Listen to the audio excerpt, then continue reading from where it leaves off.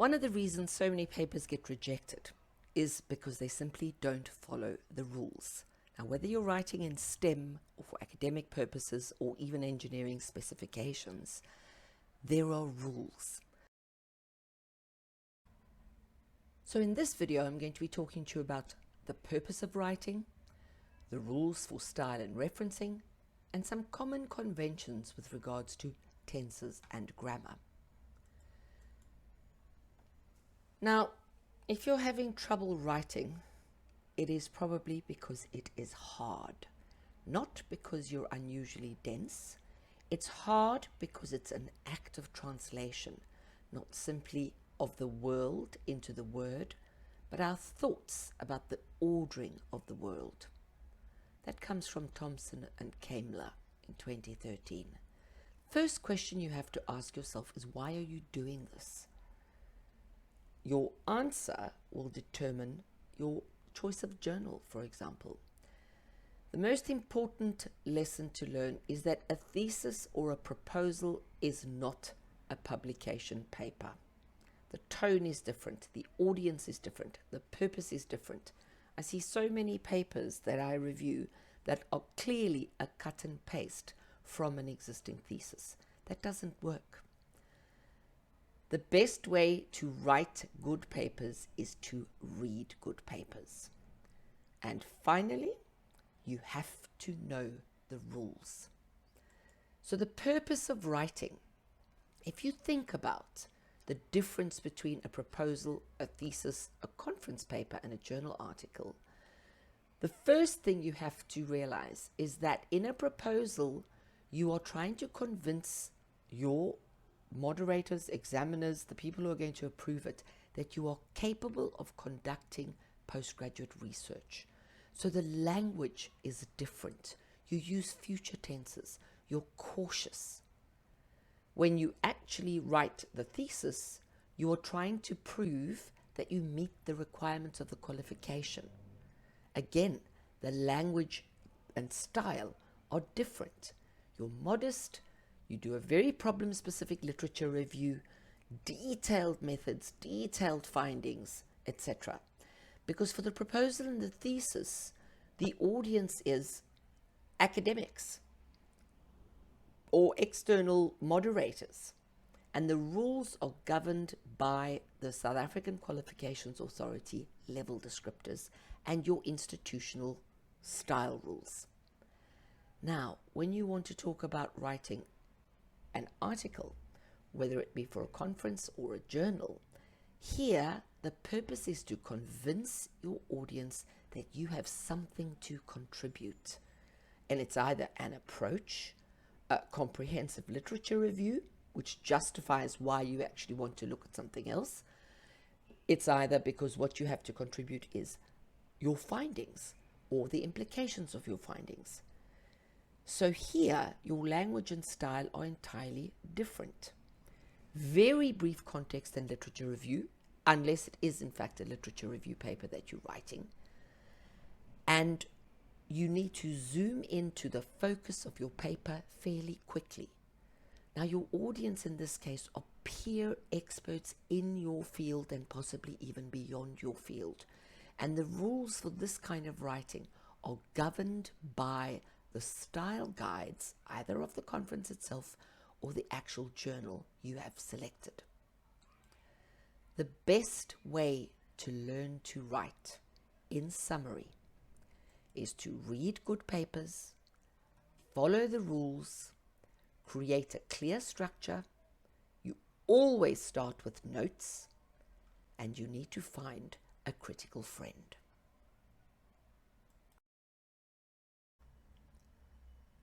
Now let's take a look at the rules of style and referencing. So for in-text citations, take a look at the example on the right here. You always name the people that you are citing. If you want to say that they identified something, or they assert something, or they have contributed something. Note that so many writers who use the IEEE automatic referencing platforms use the system incorrectly. They often make statements like square bracket 15, square bracket, claim that. And the question is, who is 15? You need to tell us who they are. When it comes to quoting and paraphrasing, in engineering and scientific writing, there is no need to quote someone unless you are going to contradict or challenge those exact words. The same applies to paraphrasing. Your task is to present facts, but every single idea or fact that you include, unless it's commonly referenced in textbooks across the world, such as the second law of thermodynamics, you must attribute facts to their source. It's better to oversight than to undercite. The standard rule for captions is figures at the foot and tables at the top. Now, when it comes to scientific conventions, check the style guide that you are using. They are very specific. The most important thing about good journals is that they often provide templates. So if they have provided a template, then download it and use it. Most templates tell you to prepare your work somewhere else and then to copy and paste this into the template. But this can lead to a Microsoft Word formatting nightmare. Download the template, write into it, keep the notes and style rules as you progress until you're happy that you have met all the rules, and then you can delete the actual style rules in the template that you have downloaded. A good idea is to create your own template from the start that is closest to the journals that you are most likely to approach.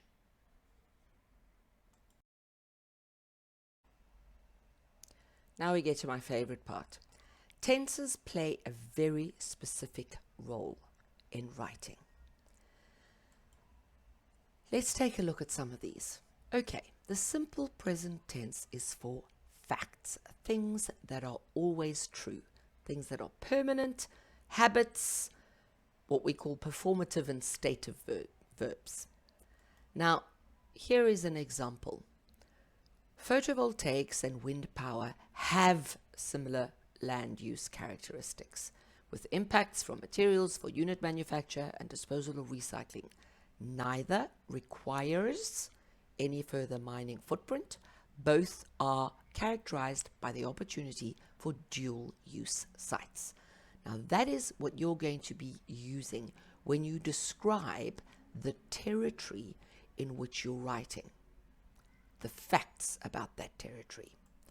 Now when we take a look at the present continuous, something is happening. This is for a current action or event, or change, or a temporary situation. Now you can see already that you're going to be using this tense to indicate that something is changing and that something is worth looking into. The example we've got here is the most common use of the present continuous, and that's for process descriptions. And you're basically going to be saying when something is happening, something else happens. If something is happening, something needs to be done.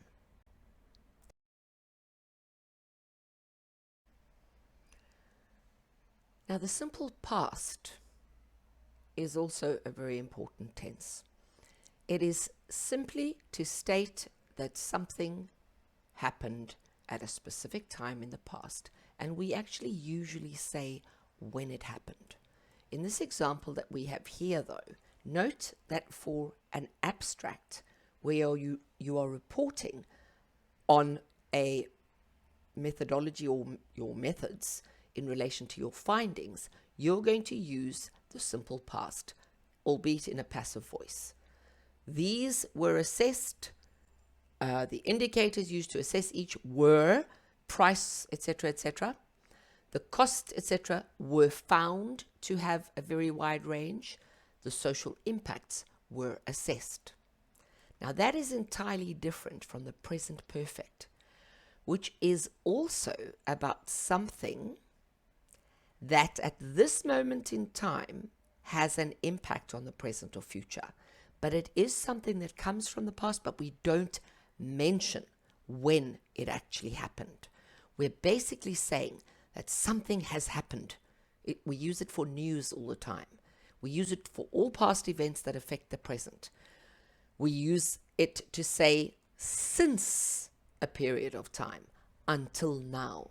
This is a very important tense to highlight why you are actually researching something or looking at something. Take a look at this example over here. In recent times, more diverse challenges have emerged. So that means that we have to do something about this now. Look at the last sentence. Therefore, identifying the potential of renewable energy has become a key area of interest within energy planning. Now let's just contrast that with the present perfect continuous. This is where something has been happening. In other words, it's an activity that affects the present, or it's a recent activity with present results or impact. So if we take a look over here, we see again the widespread diffusion of power electronic devices has been causing electrical network pollution. Now that sentence immediately tells a reader we have to do something about it. The future tenses are multiple. Sometimes you're going to use will. If this happens, that will happen. You can signpost a warning for your reader that if you do not take the findings in my research seriously, or if we do not look into this problem, something will happen. You are making a prediction, sometimes without evidence. If you use the going to, in other words, if we don't look at this, something is going to happen. That's a prediction with evidence.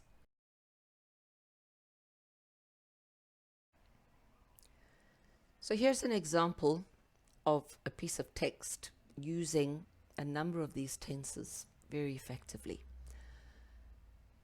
The current fuel mix has fossil and nuclear fuels contributing to nearly 70% of total generation. In other words, that is happening. Coal is known to have the highest carbon dioxide emissions per kilowatt hour, as well as emitting other pollutants at high levels. Simple present.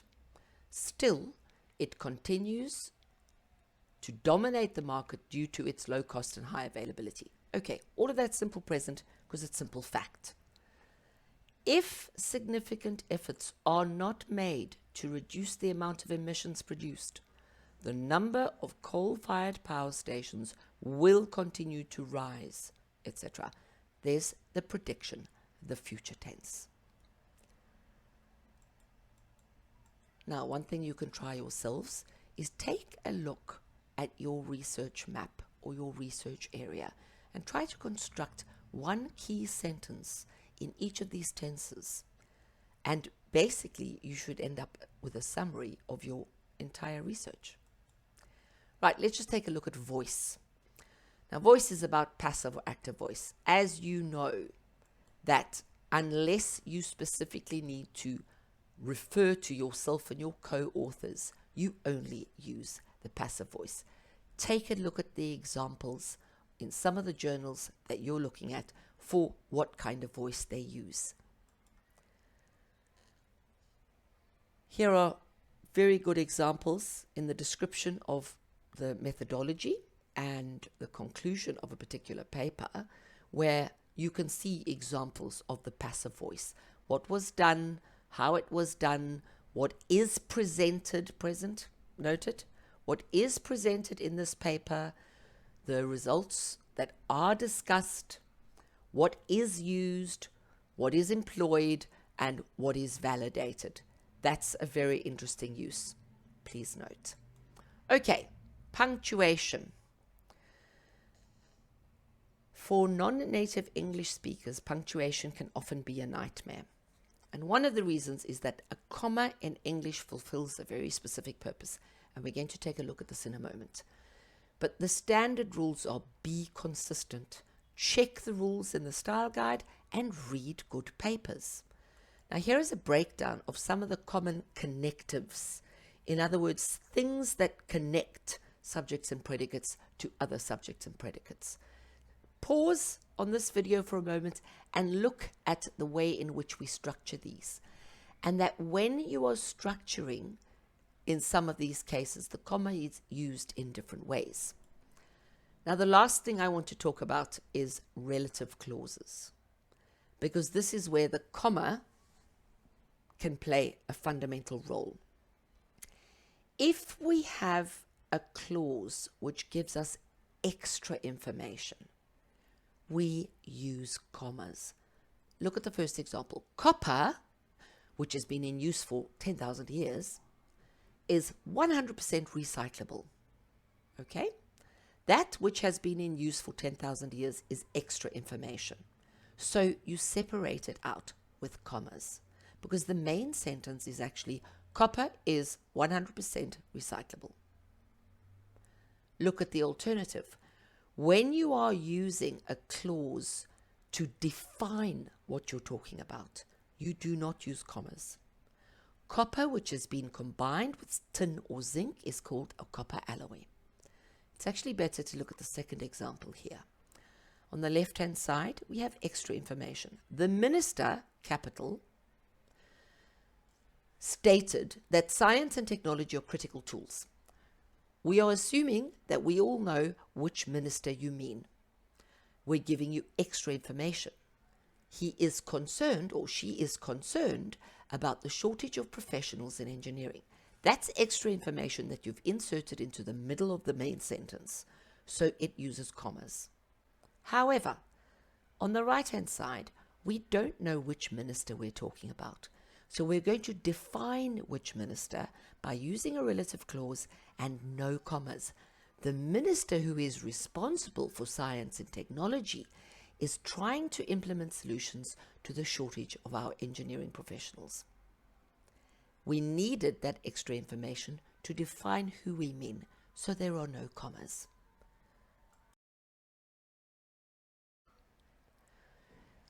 So try this yourself. Find a relevant, well-written paper. What is the territory? In other words, the broader field that this paper is about. What is the niche, the specific area that this paper is going to make a contribution to? What is the specific problem? How does the author use the tenses?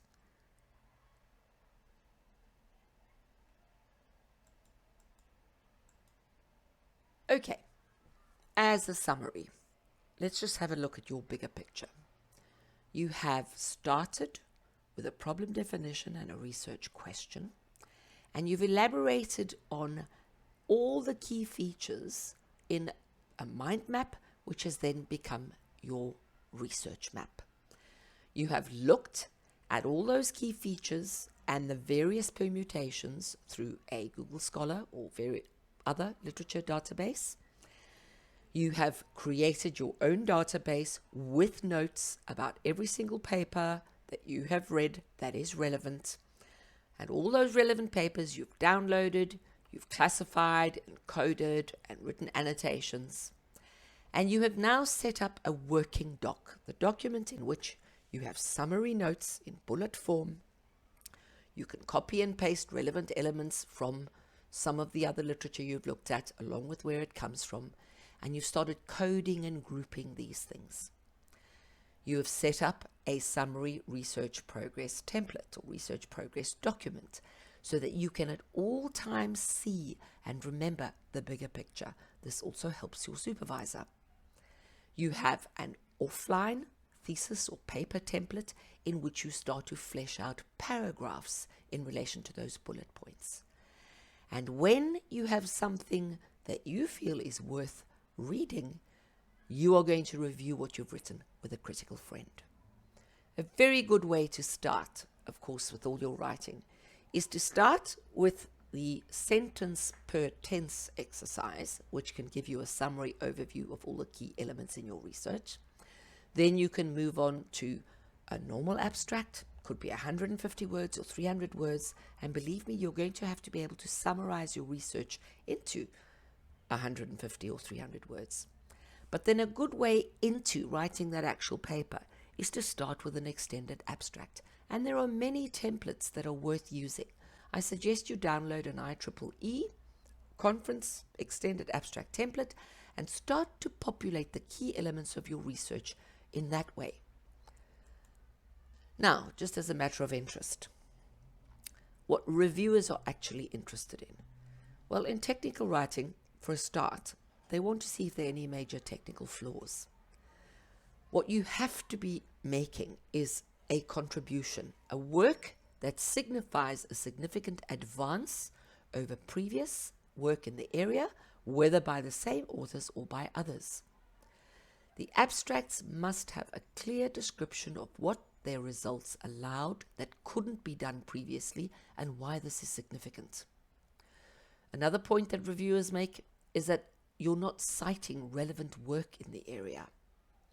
You have to discuss the contribution that your particular submission is making. If your work involves a specialized application, does it make a more general contribution? Does the abstract offer an interesting perspective on a problem that somebody else has already written about? Or does it describe an experience that might be useful to other people, even in other areas? Is the abstract well presented and understandable? And that's the whole purpose of this entire presentation, just following the rules. Is the abstract too long? Again, that's a question of following the rules. You may well ask, where to next? Well, I just have one phrase for you.